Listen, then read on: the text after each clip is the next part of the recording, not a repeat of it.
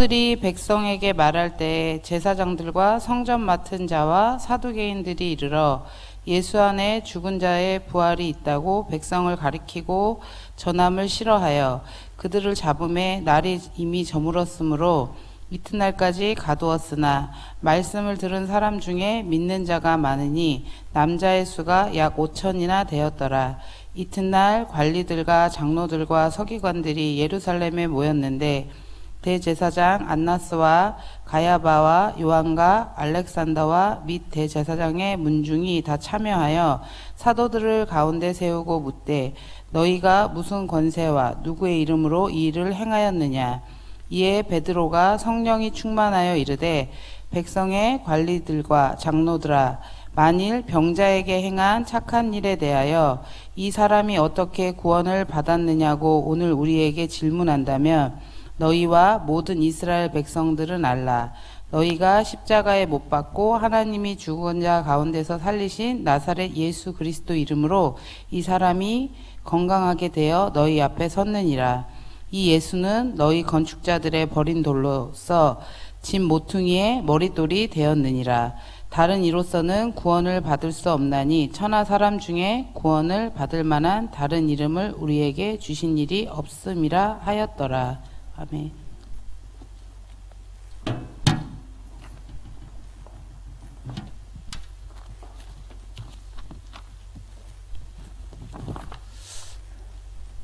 예, 식사 맛있게 하셨습니까?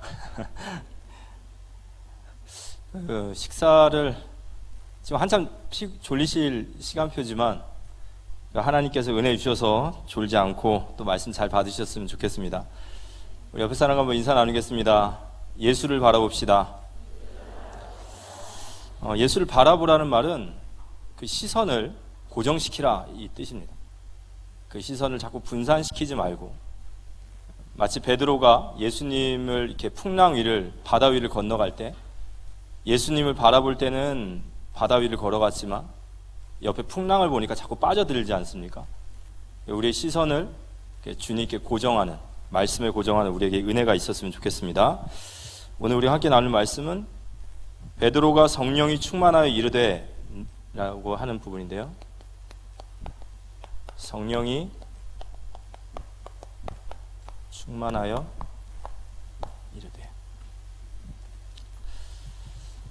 시편 119편 105절에 보면 주의 말씀은 내 발의 등이요 내 길의 빛이니라 이렇게 얘기하셨습니다. 하나님의 말씀을 가지고 있는 자는 어둡지 않은 거죠. 하나님의 말씀이 없는 자는 어두우니까 계속 더듬어 가게 된다라는 말이죠. 우리가 어떤 동굴에 한번 들어갔다 생각해 보십시오. 어떤 동굴을 통과해야 되는데 램프가 있으면 미끄러운데 구덩이 다 확인하겠지만 그게 없으면 다 더듬고 다닌다면 어떻게 되겠습니까? 빠져나오긴 나와도 나오면 이제 만신창이가 되는 거죠. 그래서 우리는 하나님의 말씀을 나의 등불로 빛으로 삼아야 될 줄 믿습니다. 그래서 이번 주간 우리 주셨던 말씀처럼 이 전쟁에 승리한 아브라함, 전쟁에 승리한 이 아브라함에 대한 이야기를 저희는 받아야 됩니다. 이 아브라함과 롯이 있었어요. 그런데 이 아브라함은, 롯은 소돔 땅, 곧 육신을 선택했죠. 육신. 그리고 아브라함은 헤브론, 곧 영적인 것을 선택했죠. 헤브론. 그리고 소돔. 결과는 우리가 오늘 말씀처럼 분명히 나누어졌습니다. 그러면 우리에게도 아브라함과 같이 헤브론을 선택할 것이냐, 아니면 롯과 같이 육신의 것을 쫓아갈 것이냐, 순간순간 이 말씀 앞에 우리도 서야 될 줄 믿습니다. 영적 상태가 중요한 것 같아요.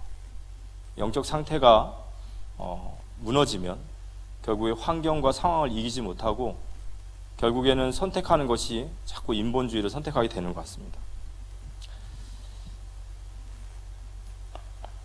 우리가 이 교회라는 부분들이 참 중요하죠. 저는 신앙생활 하면서 3가지 정도 깨달아지는 게, 제 자신보다도 더 중요한 것이 있다면 저는 죽어서 주님 앞에 올라갈 수 있지만 이 땅에 반드시 필요한 것이 무엇이냐라고 할 때 복음인 것 같습니다. 저 자신보다 중요해요, 복음이. 그리고 정말 이 세상을 살리는 길은 이 전도와 선교밖에 없습니다. 세상은 전도와 선교 외에는 살릴 길이 없습니다. 그리고 복음과 전도와 선교를 이해한 사람은 교회를 알게 되는 거죠. 왜냐, 하나님은 교회를 통해서 일하시기 때문에 하나님의 모든 사람들은 다 교회에 생명을 걸게 되어 있습니다. 왜냐, 교회는 하나님이 일하시는 방법이시기 때문에. 이 교회가 반드시 가지고 있어야 될 세 가지 믿음이 있어요. 이 세 가지 믿음은 우리 개인도 가지고 있어야 되지만 우리 교회 공동체에서도 계속해서 이 모습이 드러나야 돼요. 첫 번째는 하나님의 절대 주권을 인정하는, 믿는 믿음이 있어요. 하나님의 절대 주권을 인정하는 믿음이라는 것은 이 주권이라는 말을 사전적으로 보면 최종 결정권의 권세를 가진 자예요. 그러니까 하나님의 절대 주권은 하나님은 모든 피조물의 절대 결정권자임을 믿습니다. 그러니까 우리 최종적 결정이 누구에게 있냐? 이 의식이 나와 우리 공동체에 있어야 된다는 거예요. 무엇을 결정할 때, 무엇을 선택할 때 최종 결정권자는 하나님이십니다. 이걸 우리는 의식하지 않는다면 이제 그건 타락의 길로 가는 거예요. 창세기 2장 17절에 선악과 있지 않습니까? 선악과에 여러 가지 의미가 있지만 선악과의 뜻은 그거예요. 최종 권위가 누구의 것이냐 이거예요. 그게 바로 창조주와 피조물의 경계선이에요. 최종적 권위가 누구에게 있냐? 최종적 결정권이 누구에게 있냐? 다 해도 되지만 선악과는 먹지 마라. 근데 이 말씀은 지금도 우리에게 유효합니다. 우리가 무엇인가를 결정하고 선택할 때 최종 결정권자로 하나님을 우리는 인식하고 있느냐? 우리 공동체 안에는 그걸 의식하고 있느냐? 그걸 얘기하고 있느냐? 이거 알 수 있을까요? 없을까요? 있죠. 그죠? 두 번째는 하나님의 말씀의 권위를 우리는 회복해야 돼요. 우리가 하나님의 주권을 회복한다는 것은 하나님의 말씀의 권위를 최고 권위로 둬야 됩니다. 우린 천주교가 아니죠. 우리 천주교와 기독교의 결정적인 차이가 뭘까요? 자, 기독교는 성경이 최고의 권위고 성경 밑에 교회가 있어요. 그래서 교회는 항상 성경을 통하여 늘 점검돼야 돼요. 근데 천주교는 성경 위에 누가 있냐? 교회가 있는 거예요. 그래서 성경의 권위보다 교회의 권위가 높고 그 교회의 최고 수장이 누구죠? 교황. 그래서 그들은 마음껏 교리를 바꿀 수 있는 거예요. 우리 단체에서 제가 이거 몇 가지 질문해 봤거든요. 여러분, 성경이 위에 있습니까? 복음이 위에 있습니까? 성경이 위에 있어요? 복음이 위에 있어요? 복음, 손 한번 들어보시죠. 복음. 방금 복음 말았는데. 자, 그럼 성경. 왜 그러죠? 자, 우리가 말하는 복음이 맞는 복음이면 그 복음을 어디서 확인해야 돼요? 성경. 하나님의 말씀의 권위를 회복하는 우리 되어지기 기도합니다. 우리가 말씀 중심으로 산다는 것은 관념이 아니라 진짜 나의 행동과 내 무엇인가가 말씀을 생각하고 하느냐 이거예요. 무엇인가 일을 하고 무엇인가 말을 하고 무엇인가 행동할 때 이게 하나님의 말씀이 어떠한가를 우리는 생각을 하고 있는 그 의식, 우리 개인과 우리 공동체 안에. 맞습니까? 이게 반드시 우리 안에 있어야 돼요. 세 번째, 종교개혁자들이 말했던 모든 하나님의 역사 속에 가장 중요한 게 뭐죠? 하나님의 은혜 앞에 엎드리는 기도가 회복돼야 돼요. 하나님의 은혜 앞에 엎드리는 기도. 은혜는 자격 없는 자에게 주시는 하나님의 사랑이에요. 우리가 하나님께 받지 아니한 게 무엇이 있습니까? 그죠?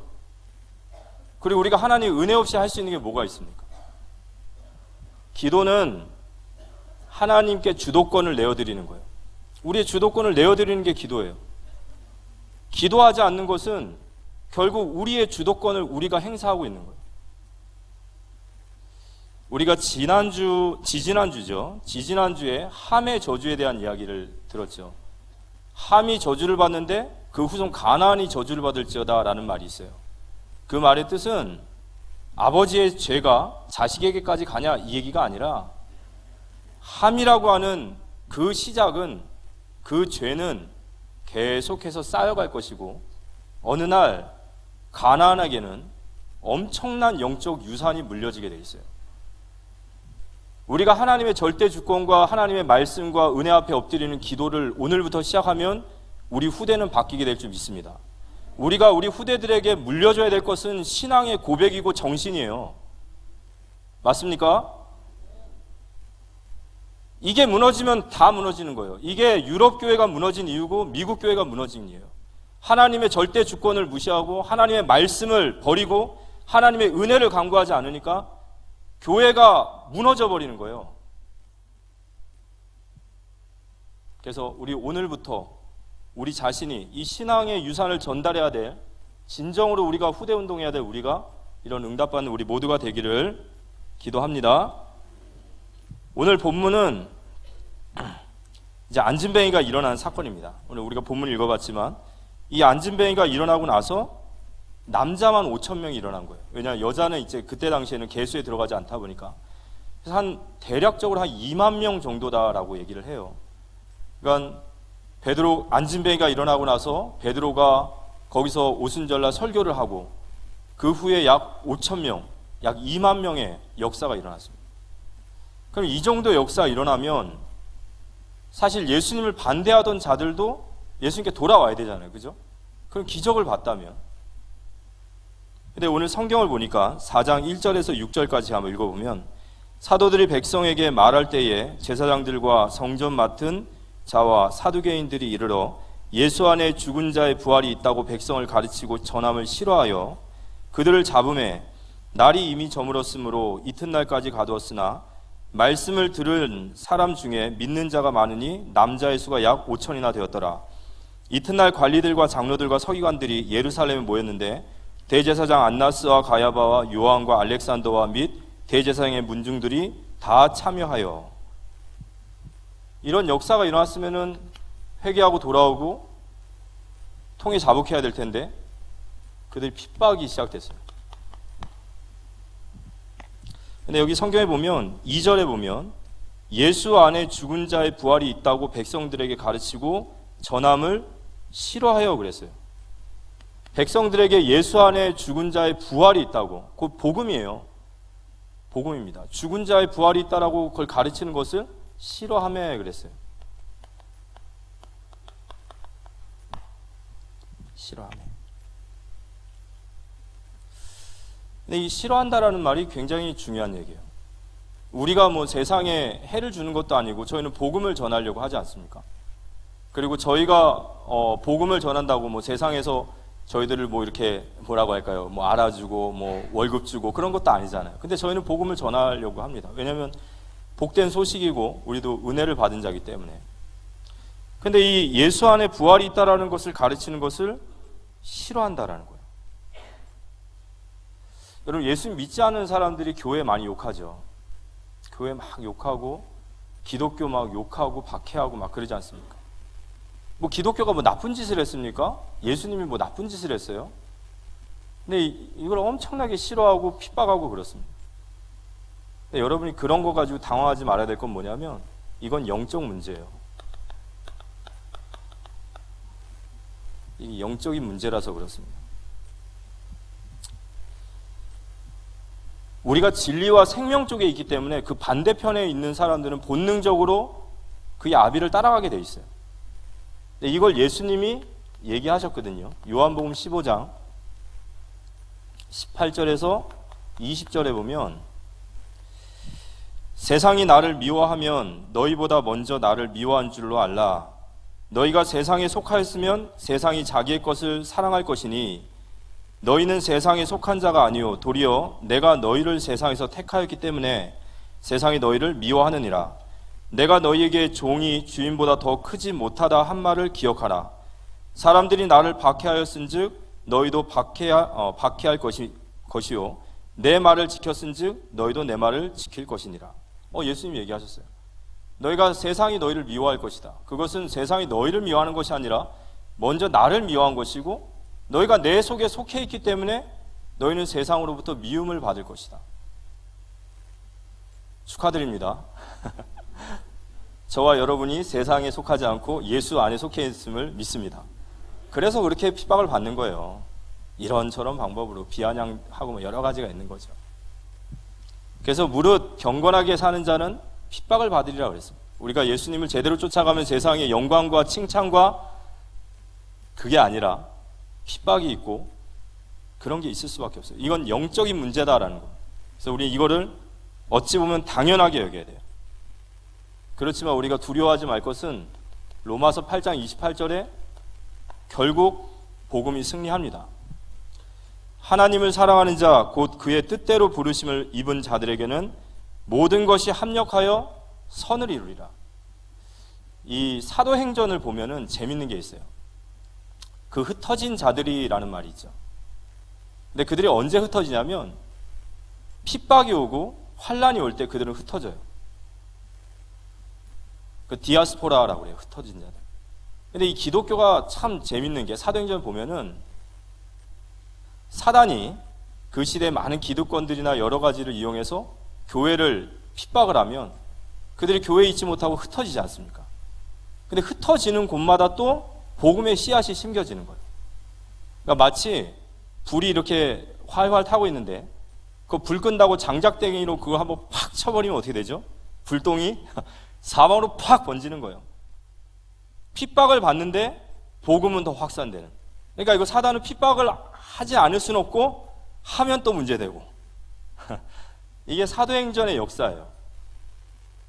그래서 이러한 영적인 것들이 있다는 것을 우리는 분명히 또 붙잡고 가야겠습니다. 근데 이제 이 핍박을 하는 데 있어서 주도자가 누구냐면 이 사두개인이에요. 이 사두개인이라는 사람이 나와요. 이 성경에 보면은 이 사두개인과 바리새인들이 이 유대교의 아주 중심되는 지도자들입니다. 근데 바리새인들은 좀 민중 쪽에 서 있는 사람이고 사두개인은 귀족과 정치권에 있는 사람들이에요. 이 사두개인들 굉장히 진보적인 사람들이고 아주 일찍이 로마에 딱 붙어서 권력의 단맛을 제대로 본 사람들이에요. 그래서 이 사람들은 자신의 권력과 기득권을 정말 중요하게 여겨요.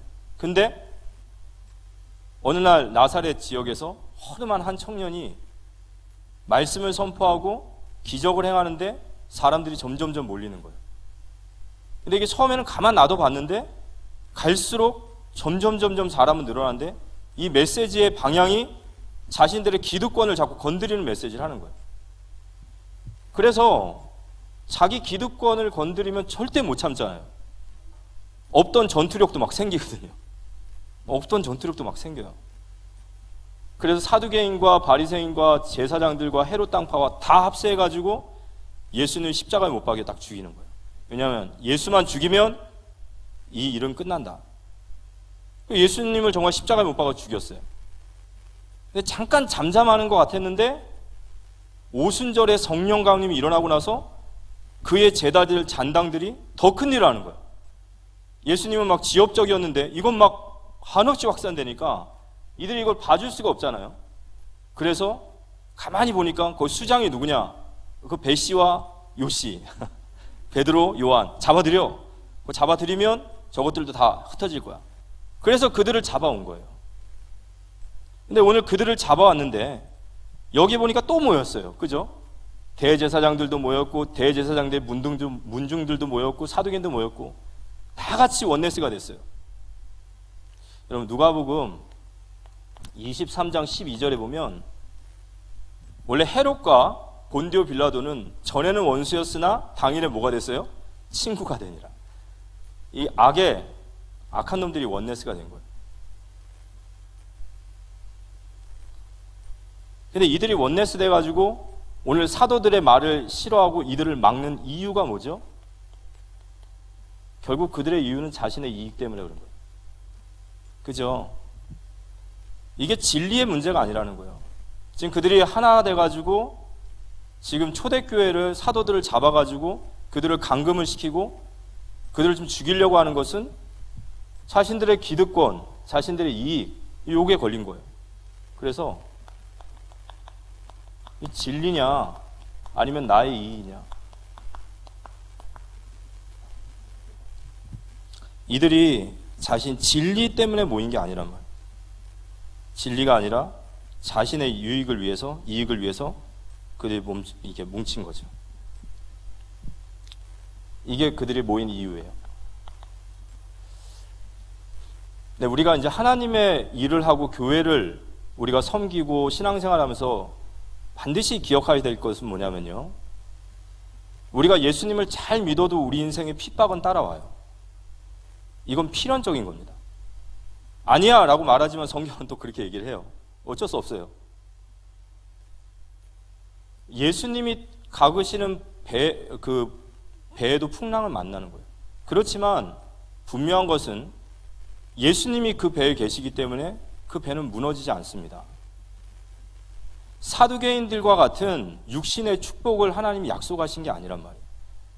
우리가 하나님 앞에 이러이러한 일을 했으면 하나님 이런 만큼 대가를 주십시오, 이게 아니란 말이에요. 하나님 우리에게 응답을 주신다면 그건 우리의 공로가 아니라 하나님의 은혜고 하나님의 상이고 하나님의 칭찬이신 줄 믿으시기 바랍니다. 그래서 사두개인과 같은 응답을 바라보면 하나님 앞에 반드시 실망하게 돼 있다. 그 두 번째는 뭐냐면요, 이들이 이렇게 이유를 가지고 이들이 이렇게 함께 모여서 하는 것은 그들이 진리가 아니라는 거예요. 그들은 이익 때문에 모인 거예요. 여러분, 그 본디오 빌라도가 예수님께 이렇게 물어보죠. 네가 왕이냐? 그래, 내가 왕이다. 그리고 나서 물어봐요. 진리가 무엇이냐? 이렇게 질문하죠. 그게 문맥상 정확하게 해석하면 그 본디오 빌라도가 진리에 갈급해서 진리가 무엇입니까? 라고 질문한 게 아니라 진리가 밥 먹여주냐 이거예요. 진리가 밥 먹여주냐. 그럴 때 우리 뭐라고 해야 되죠? 밥 먹여준다 이렇게. 교회 오면 밥 줍니까? 아멘. 예, 그거 봐요. 진리가 밥만 먹여줍니까? 근데 세상 사람들은 이게 예수님 때나 지금이나 똑같은 패턴이라는 거예요. 그들은 결국 진리의 문제가 아니라 그 이익의 문제로 걸려 있는 거예요. 우리 마가복음 5장에 보면 거라사인의 군대 귀신 들린 자 있죠. 이 군대 귀신 들린 자, 이 귀신 들린 자에게 예수님이 물어봤어요. 네 이름이 뭐냐? 군대. 이 로마의 레기온이라는 것은요 6,000명의 군대 단위예요. 그러니까 이 사람에게 6,000마리의 귀신이 들어가 있으니까 이 사람 얼마나 시달리는 사람이에요. 진짜 시달리는 사람이죠. 근데 그 시달리는 사람이 예수님을 만나서 복음을 듣고 멀쩡해진 거예요. 얼마나 할렐루야예요, 그죠? 근데 그 귀신들이 요구를 하죠. 우리를 저 돼지떼에게로 들어가게 해달라. 그 돼지가 몰살해 죽어요.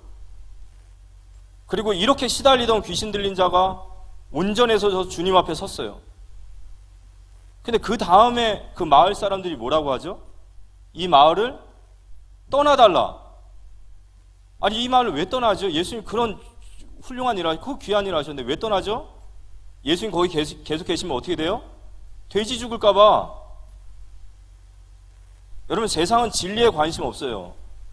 귀신이 들려서 죽어가던 말던, 사도행전 16장에 귀신 들린 여인이 그렇게 시달리다가 낫던, 그거 관심 없어요. 뭐 영적인 거, 영혼, 그런 관심 없어요. 유익, 내게 뭐가 유익이냐? 그게 지금도 똑같아요. 세상이 우리 복음을 가진 교회, 복음 가진 성도들을 공격하고 핍박할 때 그들의 명분은 진리가 아닙니다. 진리가 아니에요. 자신의 이익을 위해 거기 생을 거는 거예요. 우리 모두 다 진리 앞에 서는 우리 모두 되어지길 기도합니다. 예, 진리 앞에 서야죠, 우리가. 그래서 이 사도들, 복음 전한 사도들을 오늘 산헤드린 공의회라고 하는 유대인의 법정기관에 딱 세운 겁니다. 두 번째는 성령이 충만하여 이르되. 사도행전 4장 7절에 보니까 사도들을 가운데 세우고 이제 재판장에 딱 세웠어요. 유대인의 사형을 할 수 있는 유일한 법적인 재판장인 이 산헤드린 공의에 세워서 사도들을 가운데 세우고 묻되 너희가 무슨 권세와 누구의 이름으로 이 일을 행하였느냐. 이 안진뱅이를 일으킨 일이 누구의 권세와 누구의 이름으로 너희들이 이렇게 세웠냐 이렇게 얘기했어요.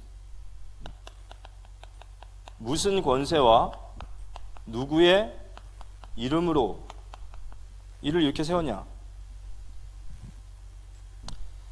근데 여러분 이게 굉장히 교활한 함정인 거 아십니까?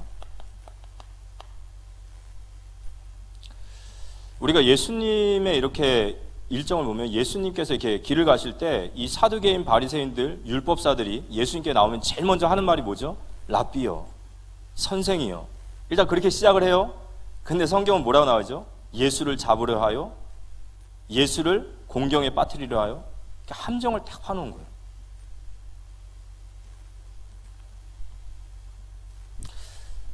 여러분 우리가 성령의 9가지 열매 중에 첫 번째가 뭐죠? 사랑이에요. 그렇죠? 사랑.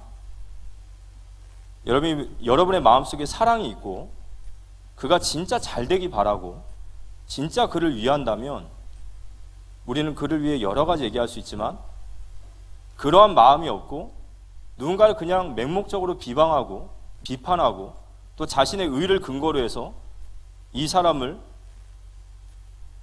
정죄하는 것은 여러분의 영혼을 위해서 그 입을 닫아야 됩니다. 우리가 예를 들어서 한 2가지 정도 예를 한번 드려볼게요. 우리가 막 윤리 도덕적으로 굉장히 훌륭한 사람이에요. 그래서 윤리 도덕적으로 좀 부족한 사람들을 우리가 비난하는 것과 우리가 좀 부족한 사람이에요. 그래서 그런 사람들을 바라보면서 측은하게 보고 불쌍히 여기고 그가 진짜 잘 되기를 바라서 그를 위해 기도하고 그에게 말해주는 것. 과연 그 2가지 사람 중에 하나님은 누구를 기뻐하시겠습니까? 고린도전서 4장 7절에 너희 중에 받지 아니한 것이 무엇이 있느냐. 우리가 누군가를 비판하고 누군가를 비난하고 누군가를 정죄할 수 있는 것은 내 의가 없으면 그렇게 할 수가 없어요. 그런데요, 그걸 가지고 형제를 정죄하면 안 돼요. 하나님이 주셨기 때문에 내가 그 사람보다 조금 낫다면 하나님 나에게 그만큼 좀 괜찮은 사람으로 살 수 있도록 주신 환경이 있잖아요. 맞습니까? 그럼 우린 누구를 자랑해야 돼요? 하나님의 은혜를 자랑해야 되는 거예요. 근데 그 은혜를 가지고 형제를 비방한다면 그건 하나님 안타깝게 보시는 거예요. 그래서 우리는 정말 사람을 살리는 사람, 진짜 저 사람이 잘 되기를 바라고 저 사람을 정말 사랑하고 저 사람을 측은히 여기는 그런 하나님의 사람으로 우리 섰으면 좋겠습니다. 문제 생기면 벌써 그래요. 네, 오늘 이 사두개인들이 이들이 함정을 팠어요. 어떤 함정이냐면 유대인들은 하나님을 유일신으로 믿기 때문에 어떠한 기적과 역사가 일어나면 그 일은 반드시 누구를 통해서 나타나야 되냐면 하나님의 이름으로 나타나야 돼요. 어떤 역사를 일으키고 나면 반드시 하나님께 영광입니다 이렇게 해야 돼요. 근데 만약에 어떤 역사가 일어났는데 하나님이 아닌 다른 이름이 나오면 그건 뭐냐? 신성모독이에요. 이단이에요. 그럼 이단이 되면 어떻게 될까요? 돌로 쳐 죽이는 거예요. 무슨 권세와 누구의 이름으로 말했느냐? 지금 사도들을 여기 딱 걸려고 하는 거예요. 하나님 외에 다른 이름, 예수. 그럼 딱 걸거든요. 그런데 사도들이 이게 함정인 줄 알아요. 그들이 압니다. 근데 알아요. 그걸 아는데 오늘 4장 8절에서 12절 한번 같이 읽어보겠습니다. 시작. 이에 베드로가 성령이 충만하여 이르되 백성의 관리들과 장로들아 만일 병자에게 행한 착한 일에 대하여 이 사람이 어떻게 구원을 받았느냐고 오늘 우리에게 질문한다면 너희와 모든 이스라엘 백성들은 알라. 너희가 십자가에 못 박고 하나님이 죽은 자 가운데서 살리신 나사렛 예수 그리스도의 이름으로 이 사람이 건강하게 되어 너희 앞에 섰느니라. 이 예수는 너희 건축자들이 버린 돌로서 집 모퉁이의 머릿돌이 되었느니라. 다른 이로서는 구원을 받을 수 없나니 천하 사람 중에 구원을 받을 만한 다른 이름을 우리에게 주신 일이 없음이라 하였더라. 나사렛 예수 그리스도 이름으로 이 사람이 일어났다라고 말한 거예요. 예수 그리스도 이름으로. 함정이 딱 걸린 거예요. 그죠? 근데 저희들이 이 말씀을 들으면서 한 가지 마음에 담아야 될 것은 이들이 어떻게 이렇게 할 수 있었냐라는 거예요. 이런 함정을 파놓고 지금 여기 딱 걸려서 죽이려고 하는 그들에게 어떻게 그들 앞에 예수 그리스도 이름을 얘기할 수 있냐? 듣지도 않을 텐데, 그죠?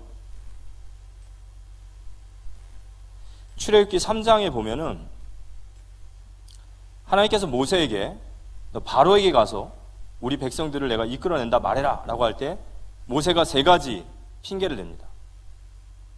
맞춰볼까요? 보낼 만한 자를 보내소서. 2번째는 나는 입이 둔한 자입니다. 그리고 3번째는 뭐죠? 그쵸. 보낼 만한 자를 보내소서 3번째입니다. 그 다음에 첫 번째가 내가 누구이기에 바로 앞에 섭니까 이게. 그때 하나님께서 출애굽기 3장 14절에 그리고 그래요. 내가 바로 앞에 서면 당신을 누구라 말합니까? 라고 말할 때 하나님이 모세에게 이르시되 나는 스스로 있는 자이니라. 또 이르시되 너는 이스라엘 자손에게 이같이 이르기를 스스로 있는 자가 나를 너희에게 보내셨다 하라 이렇게 얘기했어요. 이들이 예수 그리스도의 이름을 이야기한 것은 오늘 모세에게 바로에게 너는 스스로 있는 자가 보냈다 말하라 라고 한 그것은 뭐냐면 복음은 설득이 아니라 선포라는 말이에요. 우리가 현장에서 복음을 전하고 우리가 하나님의 말씀을 대언할 때 우리는 설득자로 서면 안 됩니다. 우리가 해야 될 역할, 우리가 해야 될 책임은 선포예요. 맞습니까? 우리는 선포하는 것이 우리의 책임인 거예요. 이들이 어떻게 예수의 이름을 말할 수 있느냐? 지금 함정을 파놓고 예수를 핍박하고 예수의 잔당들까지 죽이려고 하는 그들이지만 그들은 분명히 하나님의 책임과 그들의 사명을 알고 있어요. 예수 이름을 선포하시기 바랍니다. 예수 이름을 선포하는 것이 바로 우리가 해야 될 일이에요. 근데 이 예수 그리스도의 이름을 선포하는데 그냥 어떻게 베드로가 그 일을 할 수 있었을까? 그가 용기가 있냐? 그 기백이 단단하냐? 그런 얘기를 하지 않았어요. 베드로가 성령이 충만하여 이렇게 나와 있어요. 베드로가 어떻게 이 상황 속에서 복음을 선포할 수 있고 하나님의 말씀을 선포할 수 있느냐라고 할 때 성령이 충만하여 라고 나와 있습니다. 성령 충만 받으시기 바랍니다. 성령 충만이 뭐죠? 이들이 정말로 이렇게 죽음, 이건 함정이고 이건 죽는 자리거든요. 근데 그곳에서도 그들이 담대하게 그리스도 선포할 수 있었던 건 성령 충만이에요. 그럼 성령 충만이 뭐냐라고 할 때 요한복음 14장 26절에 보혜사 성령이 우리에게 오시면 그가 우리에게 가르치신 모든 것을 생각나게 하시리라고 그러셨어요. 그걸 뭐라고 하죠? 믿음이라고 하는 거예요. 예수님이 우리에게 하셨던 말씀들이 우리에게 믿음으로 오는 거예요. 그래서 그 믿음으로 그들은 복음을 선포할 수 있었던 겁니다. 그래서 오늘 말씀의 결론적으로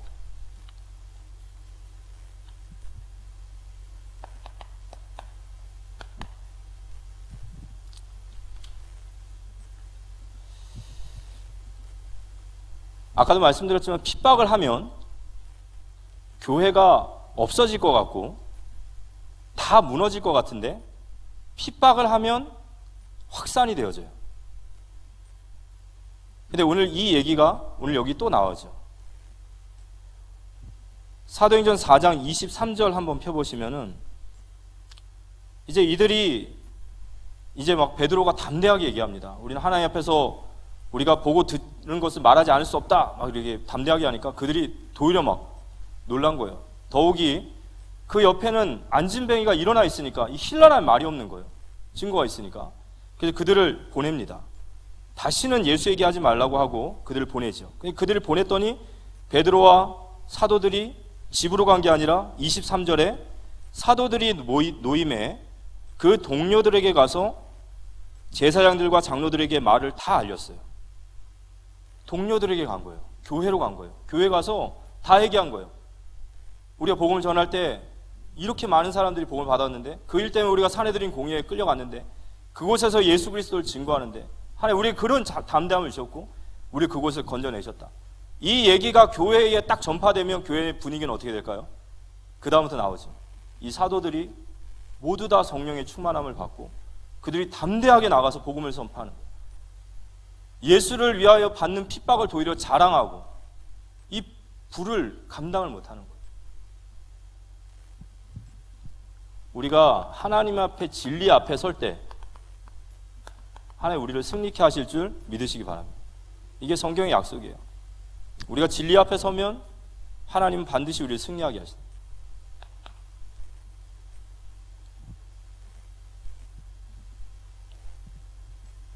우리 교회와 우리 성도에게 이 세상을 이기는 힘을 성경은 얘기합니다. 요한일서 5장 4절에서 5절 말씀 보면 나와 있어요. 무릇 하나님께로부터 난 자마다 세상을 이기느니라. 세상을 이기는 승리는 이것이니 우리의 믿음이니라. 예수께서 하나님의 아들이심을 믿는 자가 아니면 세상을 이기는 자가 누구냐 그러셨어요. 교회와 성도가 세상을 이기는 힘은 오직 믿음입니다. 오직 믿음.